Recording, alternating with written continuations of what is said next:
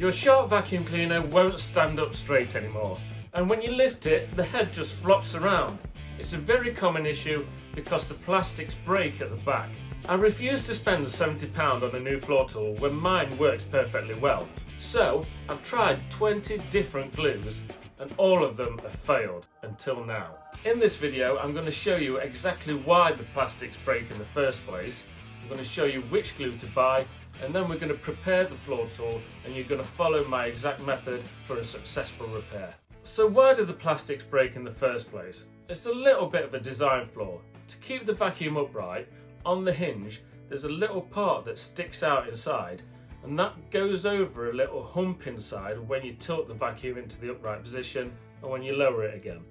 And every time that happens, it kind of forces the hinge upwards, and what happens at that precise moment is, when the hinge lifts slightly because of this hump, it forces the plastics apart, if you like, almost trying to rip them apart every single time you do it, and eventually it happens. The stem where the screw goes in gets pulled from the top cover, and now you end up with this gap, and because the gap won't close, your floor tool's just flopping around everywhere. Which glue do we use? I've tried loads and loads of glues. I think it's around 20 glues and they've all failed, but I found one that works. Another method that I did try as well, it's a bit unsightly but it might work for some people, is if you drill 2 holes on each side and then just use a cable tie or a zip tie if you like, and then that can be pulled and keeps them together. It's a bit of a naff way of doing it, but it kind of works. I've seen people do it successfully before. But today we're going to be trying this glue that I've found. It is called JB Weld Plastic Bonder. It's the world's strongest bond apparently, and I kind of agree. I've tried their normal epoxy resin, but that kind of didn't work, so I didn't have much faith in this one, but it seems to have done the job. Now we need to glue it in this very specific way. If you don't do it in this way, I can't guarantee that it'll work. Not that I guarantee it anyway. It does involve taking the floor tool apart, so you will need a T20 torque screw. If you've got an older model, you'll also need a small cross-headed screw. If you've got a newer model, you may want to actually look at my other video, which is changing a belt. I know you're not changing a belt, but this will show you how to take the newer floor tools apart, and the link is somewhere just here and also in the description below. So that's for the newer models. The one I'm doing it on today is a little bit of an older model, so yeah, they're all going to differ, but the theory is all the same. I'm going to turn the floor tool over, and underneath there's 3 screws that we're going to undo with a coin, and then that just makes the sole plate lift out, or tilt in this case. Then you need your torque screwdriver, and we're going to undo all the screws that are torque screws underneath. We also have 2 small cross-headed screws, one here and one here. We're going to undo those. Obviously on this one you're going to have a bit of trouble with the 2 at the back, because if the plastics are broke they're just going to spin round. Just leave them for now. When you've undone all the screws, we're going to lift the top cover off. Now, as a rule, no matter what model you have, if you're struggling to do this and it feels like you're going to break something, you've probably missed a screw.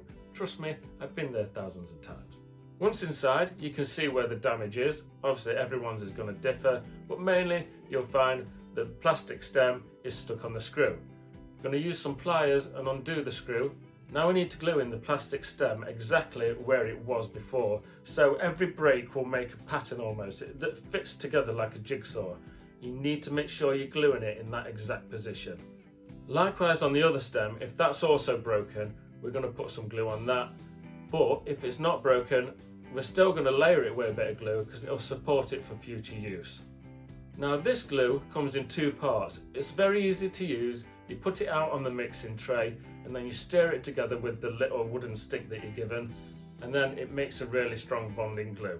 So we're just going to glue these stems for now, and then we're going to leave them like 3 hours minimum. It says on the packet here that it sets in 15 minutes and cures in 30 minutes, so you'd think after 30 minutes you're safe. I don't know, I don't want to risk it. I just want my repair to be successful, so leave it at least 3 hours and just leave it open in a flat position so nothing's touching these stems. Once the glue is dry on the stems, we're going to put it all around the edge of the floor tool, apart from the semicircle bit on both sides, because that's where the hinge goes like this. We don't want to be interfering with that at all. So we're going to be pouring it around the edge, and we're going to be trying to avoid any switches and stuff, and also I put some on the stems as well.